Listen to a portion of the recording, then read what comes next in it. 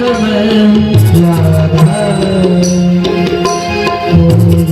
मेरा मैं ना किसी का सबसे होकर खाई कोई न मेरा मैं ना किसी का सबसे होकर खाई सबसे होकर खाई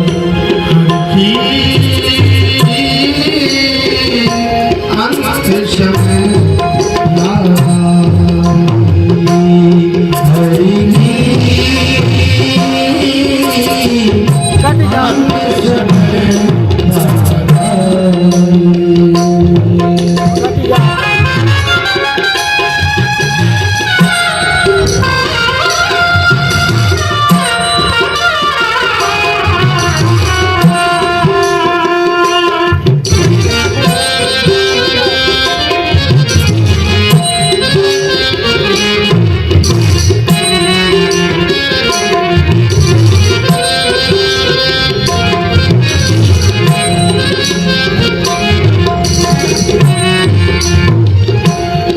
जब हरि को गज ने याद किया तो हरि दौड़ पड़े और हरि इतनी तेज दौड़े कि मार्ग में गरुड़ को छोड़ दिया और गरुड़ ने कहा तो आप मेरी पीठ से खोद रहे हो।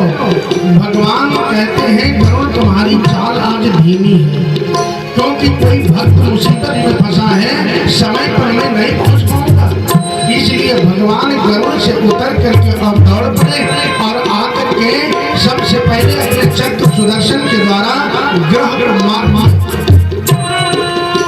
और ग्रह को मारा, गज को छुड़ाया। गज ने कहा बात हो आपको ही कमाल कर दिया तुमने, स्तुति मैंने की, आवाज मैंने दी, पुकारा मैंने, उद्धार तुमने ग्रह का कर दिया। भगवान कहते हैं गज भक्त का तो कल्याण होना ही होना है, लेकिन जो भक्त के चरणों को पकड़ लेता है मैं सबसे पहले कल्याण उसका करता हूँ। गुरु गोविंद दो खड़े काके लाग पाए, गुरु का तो कल्याण होना ही होना है, लेकिन सबसे गुरु से पहले गुरु के शिष्य का कल्याण ठाकुर जी करते हैं। गुरु से पहले गुरु के शिष्य का कल्याण मेरे ठाकुर करते हैं। लेकिन गुरु भी होना चाहिए कैसे? गुरु की तरीके से। जैसे अच्छी फसल उगाने के लिए हमें अच्छी मिट्टी की जरूरत पड़ती है और अच्छी मिट्टी में अच्छी फसल के लिए फिर अच्छा बीज हमें लाना पड़ता है, तो दोनों अच्छे होने चाहिए, बीज भी अच्छा हो और मिट्टी भी अच्छी हो। यदि दोनों में से एक अच्छा है एक अच्छा नहीं है तो फसल अच्छी नहीं होगी। यदि गुरु के जीवन में लोभ रूपी घुन लगा हुआ है तो मिट्टी कितनी भी अच्छी हो, बीज में यदि घुन लग गया है तो बढ़िया जमा नहीं करेगा। गुरु के जीवन में फिर हाँ शिष्य से लोभ रूपी घुन ना लगे, लेकिन शिष्य के जीवन में भी पाप रूपी मिट्टी बांगर ना हो, अच्छी बढ़िया मिट्टी हो, बढ़िया फसल होती है। लेकिन जब फसल उसमें बीज बो दिया जाता है और फसल जब थोड़ा ऊपर उठती है तो हरियाली आती है खेत में, और जब हरियाली आती है तो बकरियां उस हरियाली को चरने के लिए बड़ी जल्दी दौड़ती हैं। ये बकरियां कौन है? ये जो दुनिया में नास्तिक व्यक्ति हैं ना, पापी, यही बकरियां हैं।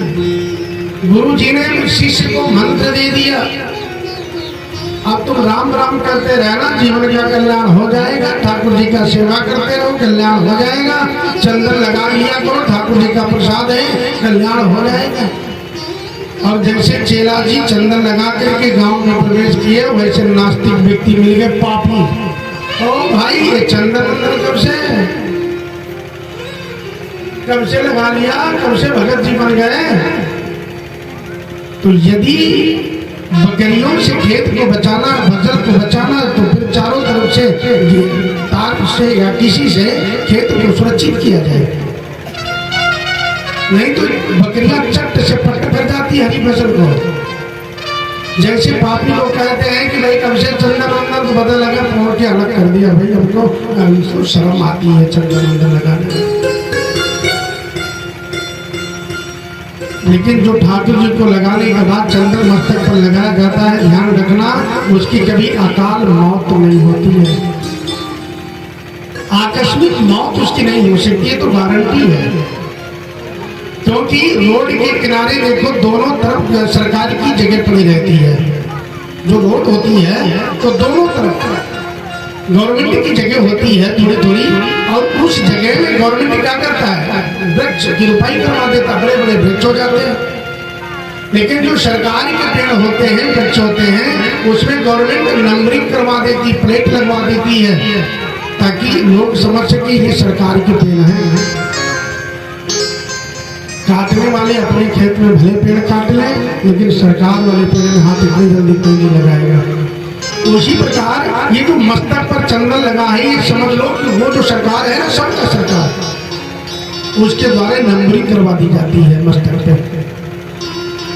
यमराज के दूत आएंगे, लेकिन जब नंबरिंग की प्लेट देखेंगे तो दूर हट जाएंगे, सरकारी है भैया, इसको टच मत करना, नहीं तो गवर्नमेंट के हाथ लगा देंगे तो फिर बहुत बड़ी लंबी सजा उठानी पड़ेगी।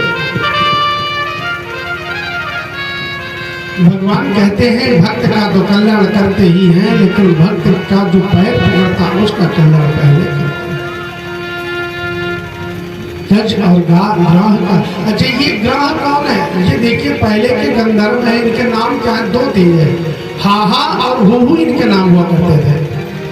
जैसे हर रामलीला पार्टी हो, नाटक पार्टी हो, उसमें जोकर जो होता है हंसाने का काम करता है, ऐसे देवताओं की भी सभा में ये दो हाहा हूँ हंसाने का काम किया करते हैं। और सत्य जी खड़े होकर के नदी में सूर्य को अर्घ दे रहे थे, पकड़ लिया पैर आकर के पीछे से हंसाने के लिए। लेकिन कोई ध्यान में बैठा हो उसको डिस्टर्ब नहीं करना चाहिए। संत ने श्राप दे दिया,